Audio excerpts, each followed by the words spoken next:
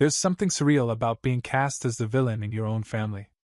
Especially when the only crime you committed was existing nearby. For 10 years, I've lived under one headline. You ruined your sister's life. It wasn't an opinion. It was law. Echoed by my parents, whispered by relatives, and carved into every silent birthday card or awkward holiday visit like it belonged on a tombstone. My tombstone. But let me rewind. Before I became the official scapegoat of the family tree, I was just a kid trying to survive adolescence with a sister who shined so bright it made everyone else look like a burnout bulb. Her name's Lauren. She was the golden child, cheer captain, honor roll, youth group favorite, prom queen before she even hit junior year. My mom had a whole shelf dedicated to Lauren's accomplishments. I once tried to put a drawing of mine up there when I was 11. It was quietly removed and replaced with Lauren's second-place ribbon in youth leadership. I wasn't jealous. Okay, maybe a little. But mostly, I just learned to shrink myself. Be useful. Stay out of the way. I picked up part-time jobs early. I liked the idea of not relying on anyone. At 15, I bagged groceries at the local chain, came home, did my homework, and kept my mouth shut. I wasn't a genius or a rebel or a prodigy. Just a kid trying to be enough. Then came the incident. No one ever called it what it actually was. They just referred to it like it was a tragic car crash. The incident. As if saying it outright might summon a ghost. Lauren had been at a party. There was drinking. There was a boy. There was a rumor, a photo, a scream. I wasn't even there. I had picked up a shift that night because someone called in sick. I didn't even know she had gone out until the next morning. I woke up to my dad banging on my door like I'd robbed a bank. How could you let this happen? I sat there, half asleep, trying to understand what this was. Your sister was hurt. My mom snapped. And you didn't stop her. She's 17. I said, panicked. I didn't even know. You were supposed to look out for her. My dad barked. That was the start of it. From that point on, I was guilty. Not legally. Not even logically. Just emotionally. In their eyes, I had failed as a brother. And that failure became the central axis of our household. Lauren came home and locked herself in her room. She wouldn't eat. Wouldn't speak. Wouldn't look anyone in the eye. And I get it. Whatever happened that night messed her up. But the twisted part. My parents didn't go after the boy. Or the party hosts. Or even her friends who were actually there. They came after me. We need to pay for therapy, Mom said a few days later, sliding my bank card off the counter like it was hers. I stared at her. That's all I've got. It's for school. She needs it more, she replied flatly. And you owe her. I should have said no. Should have grabbed that card and walked away. But I was 15, scared, and somehow convinced that if I just gave them what they wanted, maybe they'd love me again. Maybe they'd see I wasn't a monster. Spoiler, they didn't. That bank card was just the beginning. Over the years, they used every milestone of mine as another opportunity to help Lauren recover. When I turned 18 and got a job at a local warehouse, my mom told me, if you're living under this roof, you'll contribute. Contribute meant handing over 40% of every paycheck. To therapy. Medication. Peace of mind. At 20, I moved into a rundown rental with 2 roommates, and a cat named Milkshake that wasn't even ours. I thought the guilt would end once I left the house. But guilt doesn't live in walls, it lives in phone calls, texts, and holiday dinners. You're not going to pitch in for Lauren's retreat? She's still dealing with the trauma, you know. We've done everything for you. Everything?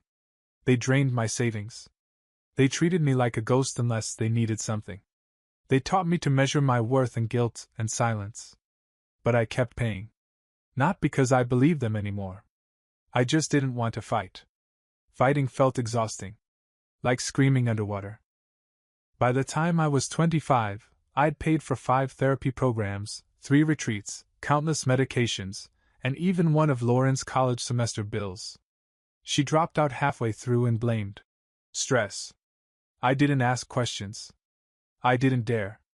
That year, at Christmas, my dad handed me a tiny box. I almost teared up, thinking maybe, just maybe, I'd finally earned some peace. It was a donation certificate. To the Women's Support Center, he said. In Lauren's name. From all of us. He grinned like he just handed me a Nobel Prize. My mom wiped away a fake tear. Lauren wasn't even there. I smiled. Said thank you. Then spent the rest of the night scraping cranberry sauce off paper plates and wondering how long I could keep pretending this was normal. Somewhere deep down, I kept thinking maybe they were right. Maybe I had ruined something. But that voice, the one they planted in me, was starting to quiet. And something else was beginning to stir. Not anger. Not yet. But something colder. Sharper. Closer to the truth. By 26, I was basically the family's invisible ATM. No overdraft protection. No gratitude either. Lauren still wasn't talking to me. My parents? Only when a bill was due. But the story they told? That never changed. He just doesn't understand how much she suffered. That was Mom's line. Usually spoken in soft, tired tones while sipping from a mug labeled #1mom. She bought herself. Would it kill you to help out more? Was Dad's contribution. Yes. It was slowly killing me. Rent went up. I moved in with a coworker. Car broke down. I biked to work. Job offered overtime. I took it, every single shift. I lived in the shadows of everyone else's comfort just so they could keep pretending their precious daughter's meltdown was somehow my fault. Sometimes I wondered what they told people. Probably something like, "Our son? He's doing all right. Quiet kid. Helps the family. Lauren? Oh, she's been through so much." And what was I? An off-screen character. A walking apology. A debt collector from a tragedy no one would name. It wasn't just the money, it was the mental mortgage. Every time I made a choice for myself, they reminded me of what I owed.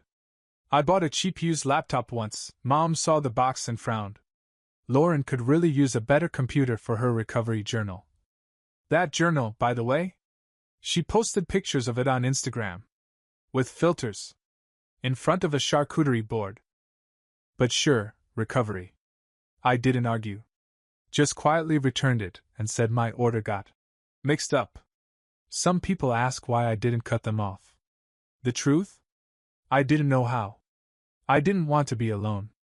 Even poison roots feel like home when it's the only thing that's ever held you. But one night, that changed. It was raining. Of course. Because life likes to set the mood.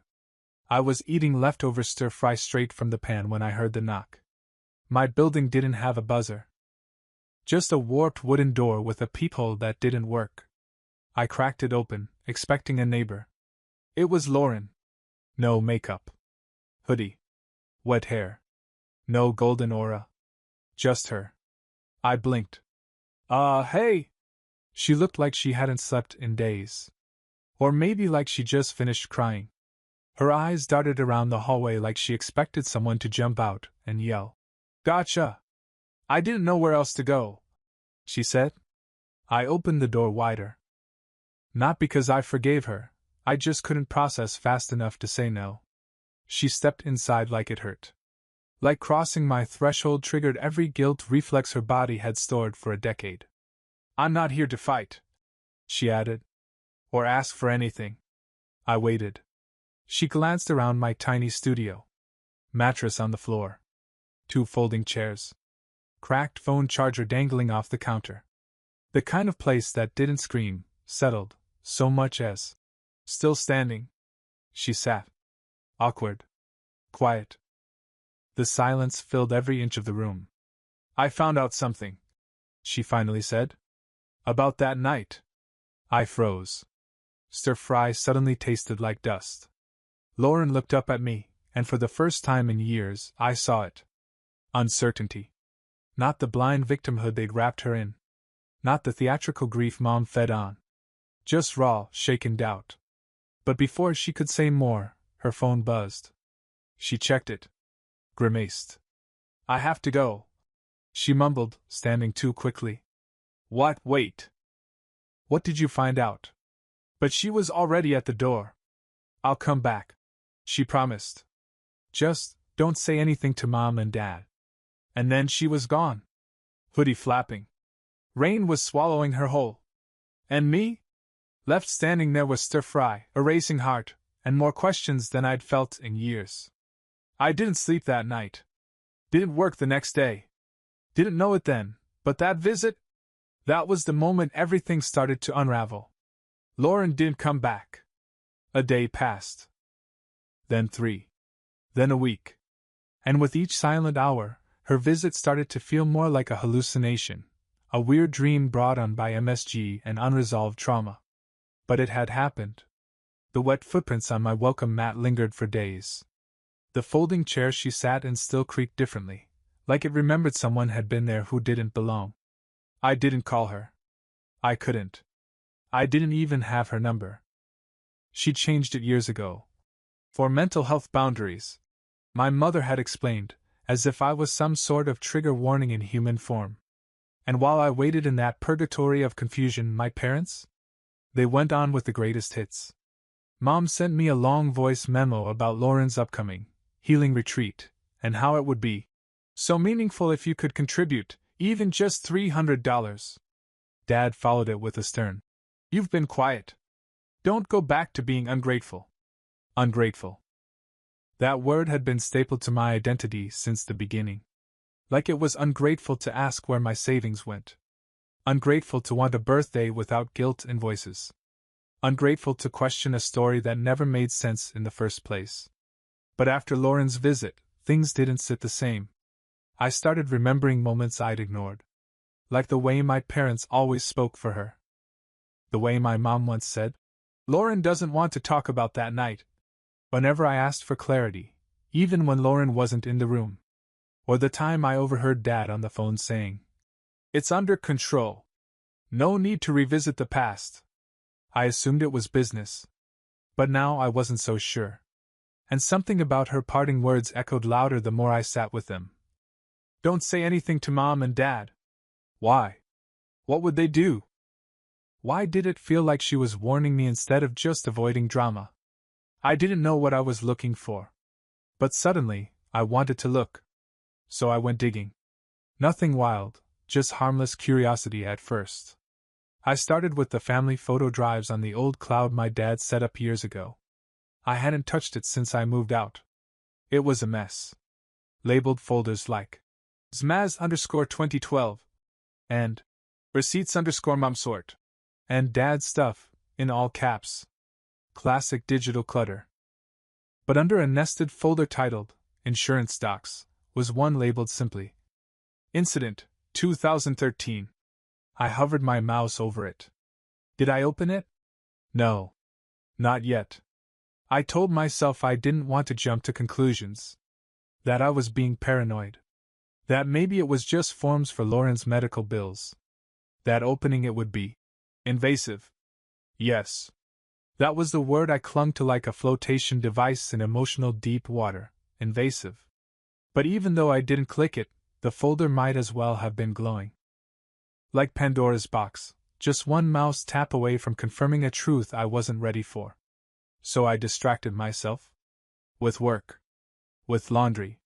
With scrolling through social media until my eyes burned. But even then, the algorithm wasn't on my side.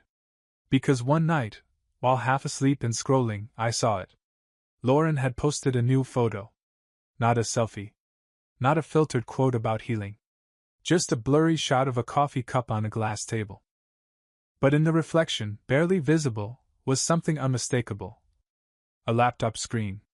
Showing the same cloud storage interface I had just been in. She'd been looking too. Now I was fully awake. And for the first time in 10 years, I wasn't just wondering what they were hiding. I was preparing to find out. There's a strange moment when fear stops being heavy and just becomes quiet. I wasn't panicking. Not anymore. I'd already lived through the worst of it, the shame, the guilt, the exile, and my own family. What could be worse than that? So when I opened the Incident 2013 folder the next morning, I wasn't bracing for impact. I was just tired. Tired of being the villain in a story I didn't write. There were 8 files inside. 3 were PDFs labeled with medical codes. One was titled, Therapy Estimate, Lauren. Another, Insurance Appeal, Denied. I skimmed them all. Paper trails of bills. All legitimate. But 2 files caught my eye. First, Statement Lauren 2013 V1. PDF. Second, Statement Lauren 2013 V2 signed. PDF. The versions threw me. Why 2? I clicked the first. It opened easily. No password. Just a scanned form, some generic legal lines, and Lauren's handwriting. Only, it wasn't Lauren's handwriting. I'd seen her journals. Her bubbly loops, rounded letters. This was clean. Almost clinical. Like someone had tried to mimic neatness for the sake of legibility, or forgery. I didn't want to think that. But once the doubt crept in, it stuck. The statement itself was vague. At a social gathering, I experienced an unwanted interaction. Blah blah. Led to significant emotional distress. And then, a redacted name. Literally, name removed. Weird. The signed version was more of the same, but stamped with initials and a date, May 12, 2013. That's where it broke me. I stared at the date like it was taunting me.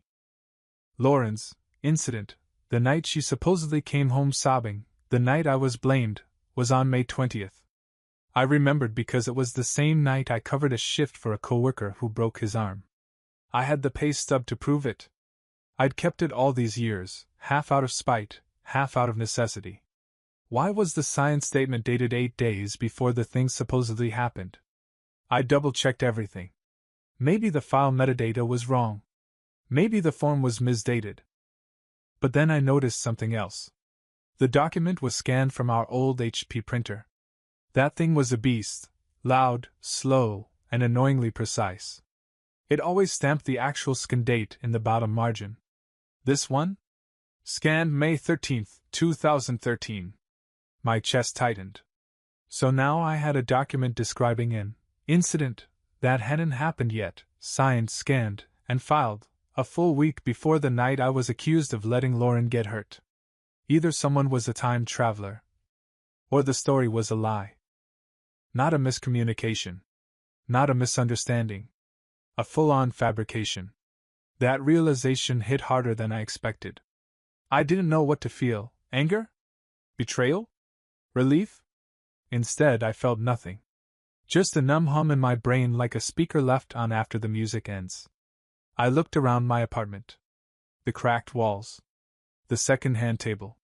The rent envelope I hadn't opened yet. And I realized how much of my life had been built on a story that was never mine to begin with. I backed out of the folder. My hand hovered over the delete key.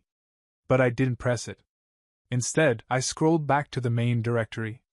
There was one last folder I hadn't noticed before.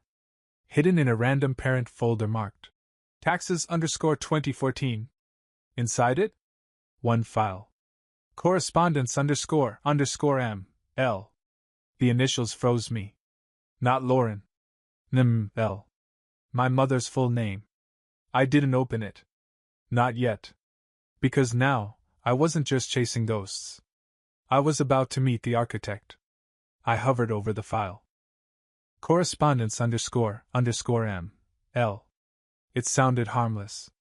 Boring, even. Like tax forms or one of those yearly Christmas newsletters families send out that no one reads. But after everything I'd seen, the time-stamped lies, the redacted names, the fake signatures, I knew better. This wasn't a family newsletter. It was damage control. I opened the file. It was a scanned letter. Not an email. Not a text. An actual typed, printed letter on old, off-white stationery.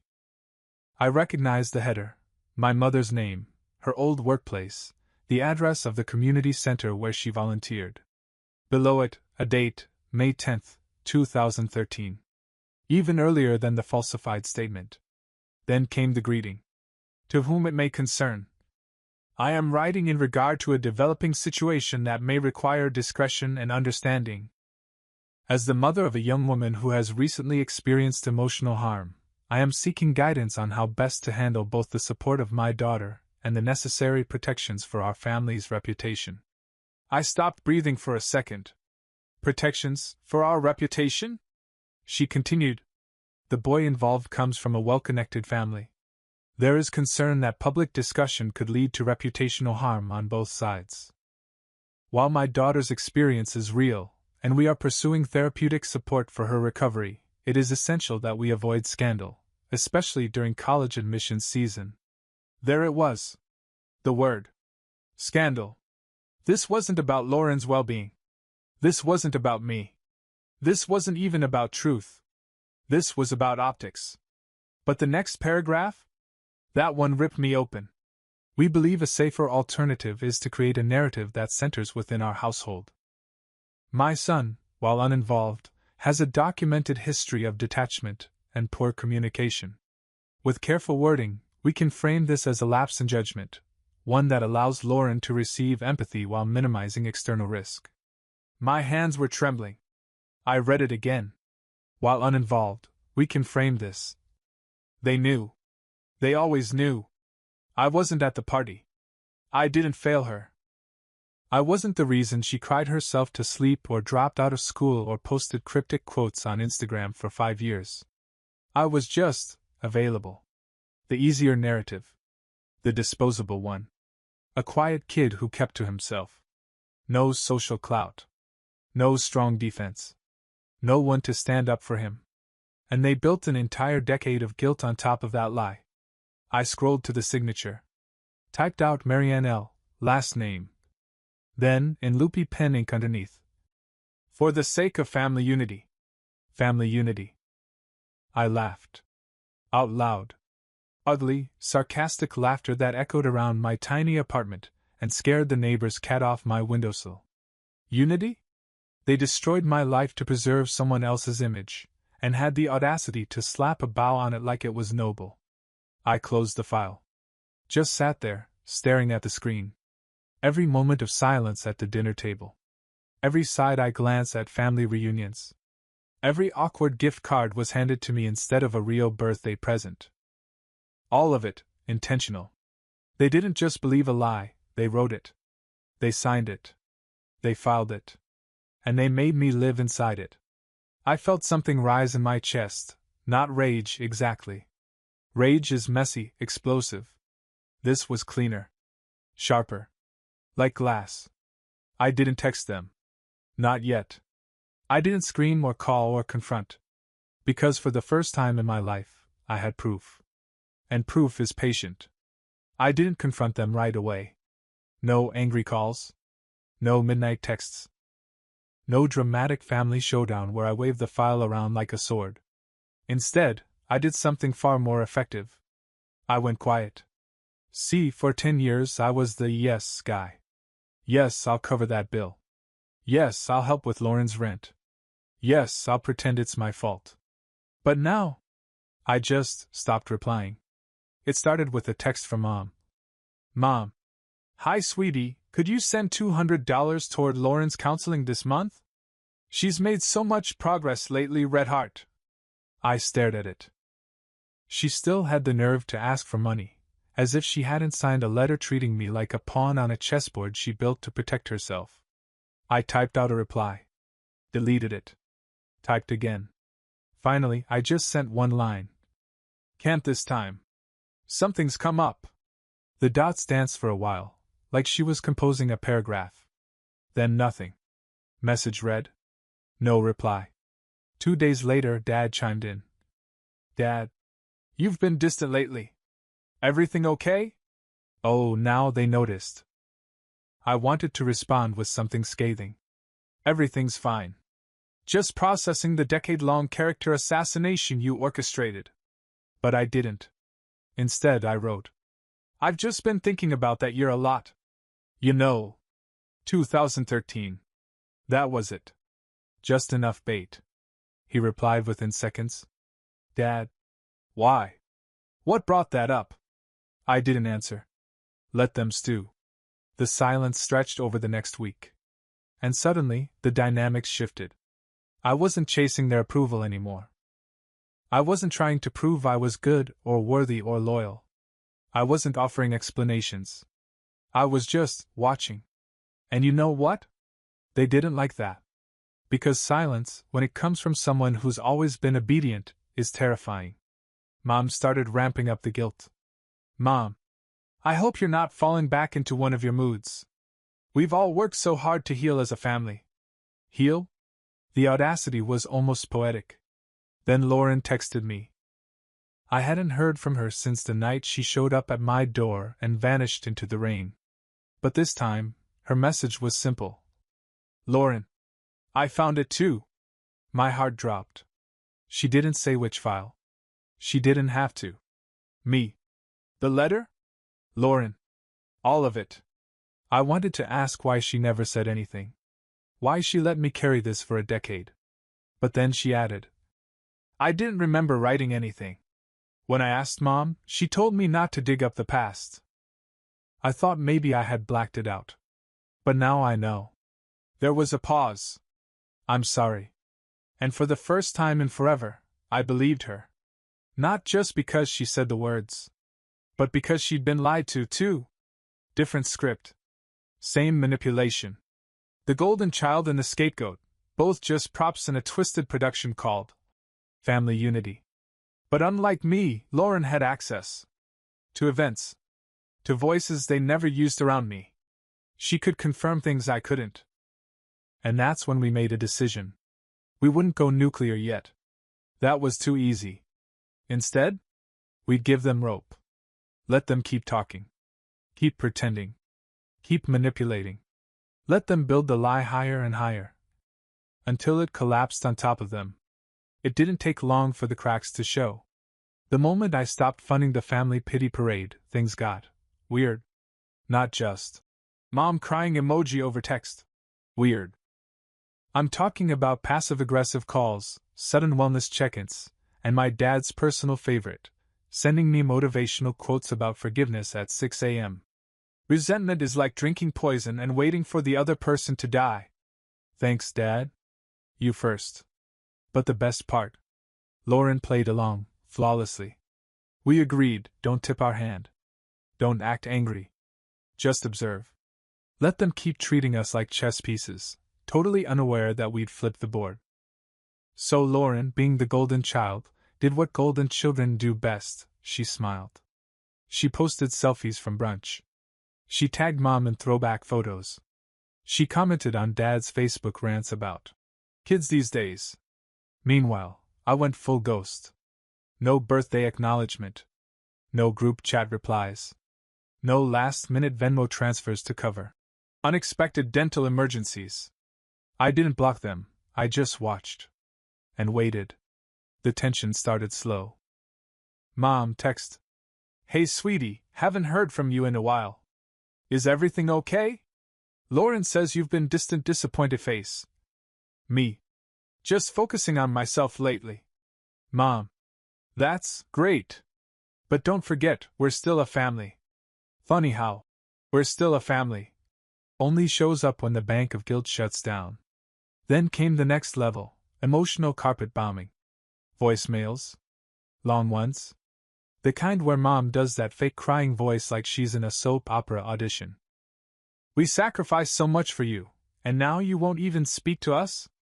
Ah yes, the famous sacrifice, where I paid for their bills and they sacrificed. What? Their Netflix password? But the real kicker? Dad showed up. Not at my apartment. He wouldn't risk that. He still liked pretending he had dignity. No. He showed up at my work. Imagine this. I'm behind the counter, doing inventory, headphones in, minding my own peaceful, emotionally detached business. And suddenly, son! I turn. There he is. Wearing his concerned father face. Polo shirt tucked in. Holding a manila envelope like he's about to serve me papers. Got a minute? I didn't. But I nodded anyway. He stepped inside like the building offended him. Looked around. Judged everything. Classic. Then he handed me the envelope. We need to put this behind us. Your mother's been sick over your silence. And Lauren's doing better. She doesn't need to be dragged back into whatever this is. Oh? She's already in it. In fact, she's ahead of you. I opened the envelope slowly. Inside, a handwritten letter from Mom. Several pages long. Dramatic loops. Phrases like deep regret and emotional wounds, and my personal favorite. We had to make difficult choices back then. You were strong. Lauren wasn't. They actually said it. You were strong. Lauren wasn't. Translation: you were expendable. She was marketable. I didn't say a word. Just folded the letter back up and handed it to him. Is that all? I asked calmly. Dad looked thrown. He wasn't expecting flatness. He was expecting yelling. Rage. Something he could twist into. See? This is why we had to lie. But I gave him nothing. He left, frustrated, awkward, defeated. That night, I got a call from Lauren. She was ready. They've been texting me nonstop, she said. Asking if I know what's wrong with you. Telling me to talk to you. That maybe I can talk sense into you before you ruin what's left of our family. I laughed. So basically, they still think this is about attitude. Not accountability. She paused. You sure you want to go through with it? Lauren, I said. I spent 10 years paying for a crime I didn't commit, in a trial I didn't know was happening, judged by people who forged the evidence. Another pause. Then she said what I didn't know I needed to hear. Let's end it. The next morning, I uploaded everything. Every file. Every timestamp. The forged statement. The metadata. The scan logs. The letter. I didn't post it publicly, not yet. But I sent it. To a lawyer. To a therapist friend who once asked why I was always so withdrawn. To my aunt, who always seemed to suspect something was off but never asked. And finally, to them. One email. No subject. Just attachments. No text. No warning. Just the truth. 10 years late.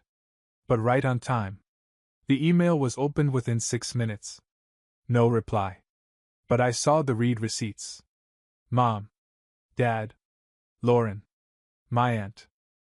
The therapist's friend. The lawyer's office. Silence.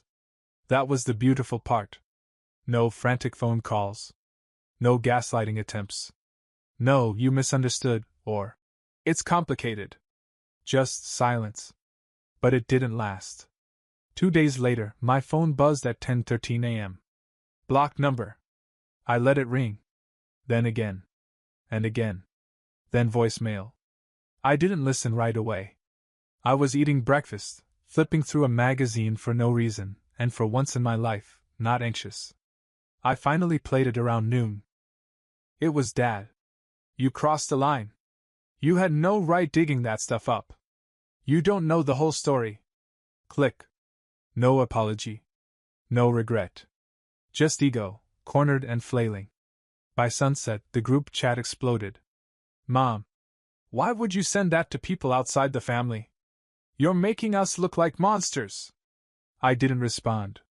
Lauren. They're freaking out. Dad says they might lose friends over this. Still no reply. Then my aunt messaged me directly. I always wondered. I'm sorry I didn't ask questions. I should've. Thank you for sharing this. That one? That one I replied to. Took me 10 years to find it. Glad someone finally saw me. She left a heart emoji. The next morning, there was a knock at my door. I knew who it was before I looked. I opened it slowly. No words. Mom stood there. Sunglasses on. No makeup. No performance. Behind her, Dad paced like a caged animal. She held out a trembling hand. Please, we can fix this. We're family. There it was again. Family. The word they weaponized for a decade. The leash they disguised as love. I didn't flinch. Didn't invite them in. Just looked her dead in the eye and said, You had 10 years to fix it. You chose silence. I'm just returning the favor. Then I shut the door. She didn't knock again. They haven't called since. And me? I'm still quiet. But now it's not fear. It's peace.